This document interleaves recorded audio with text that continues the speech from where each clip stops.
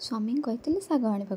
हेले स्वामी कहले बजार शाग मिलूँ देखला बेलू कलम शाग आनी कौन करी भाविली भाविली भाविली शेष भाविली कलम शाग मुग नड़िया बनाइबा प्रथम पानी गरम कर मुग जाई पकाइबा एवं से लुण टिके हलदी गोटे चामच पकाइबा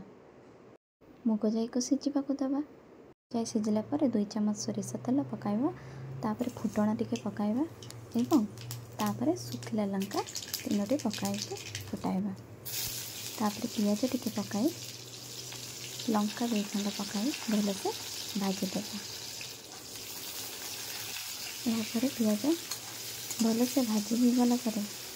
आमे काटी रखिथिबा शाग को पकाइबा कलम शाग भलसे धोई आमे छोट छोट करी काटिकी रखिथिबा यापर शागटी भल भाव भाजी यहपरी शागटी हो गला पर आमे सिझे रखिथिबा डाली को पकाइबा एवं भल भाव गोलाई दबा यापर आमे कोरिके रखिथिबा फाड़े नड़िया को पकाइबा एवं भल भाव गोलाई दबा भल भाव गोलाइला पर आमे गोटे चामच चीनी पकाइकी पुणी थे भल भाव सब मिसईदबा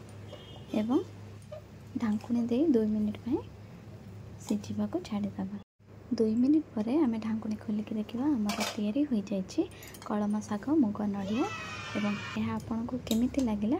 आपण माने निश्चिंत जनइबे एवं घरे बनैकी खाइबे। धन्यवाद।